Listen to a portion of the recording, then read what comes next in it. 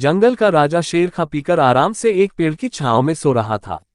तभी कहीं से एक नटखट चूहा वहां आ पहुंचा और खेलने लगा। खेलते खेलते वह शेर के ऊपर चढ़ गया। कभी वह शेर की पीठ पर दौड़ता तो कभी सिर पर चढ़ जाता। कभी वह उसके कान पर झूलता तो कभी पूंछ से खेलता। उसे बड़ा मजा आ रहा है और उसकी उछल कूद बढ़ती जा रही थी। नटखट चूहे की धमा चौकड़ी से शेर की नींद टूट गई। आंख खोलकर उसने देखा कि एक छोटा सा चूहा उसके ऊपर खेल रहा है।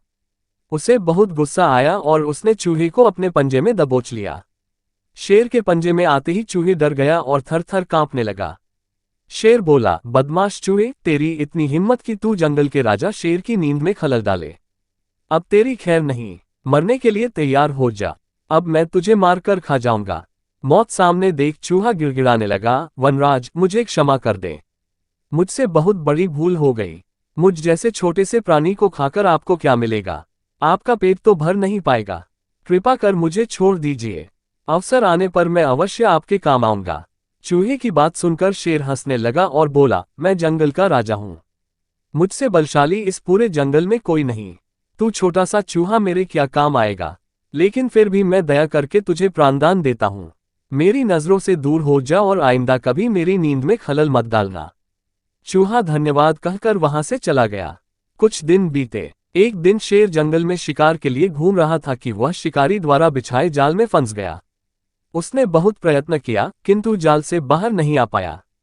वह मदद के लिए दहाड़ने लगा। शेर की दहाड़ वहां से गुजर रहे एक चूहे के कानों में पड़ी। ये वही चूहा था जिसे शेर ने दया कर प्राणदान दिया था। चूहे दहाड़ की दिशा में गया तो शेर को जाल में फंसा हुआ पाया। उसने फौरन अपने नुकीले दांतों से जाल काट दिया। शेर आजाद हो गया। उसने चूहे को धन्यवाद दिया तो चूहा बोला, वनराज, आप शायद मुझे भूल गए हैं। मैं वही चूहा हूं जिसे अपने प्राणदान दिया था। मैंने आपको कहा था कि किसी दिन मैं अवश्य आपके काम आऊंगा। देखिए, आज मैं आपके काम आ ही गया। शेर को वह दिन याद आ गया और उस दिन की अपनी सोच पर बहुत पछतावा हुआ कि जिस चूहे को उसने तुच्छ समझा था, उसी की सहायता से वह शिकारी से बच पाया है।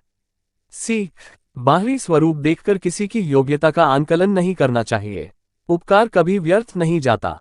किसी न किसी रूप में उसका फल अवश्य प्राप्त होता है।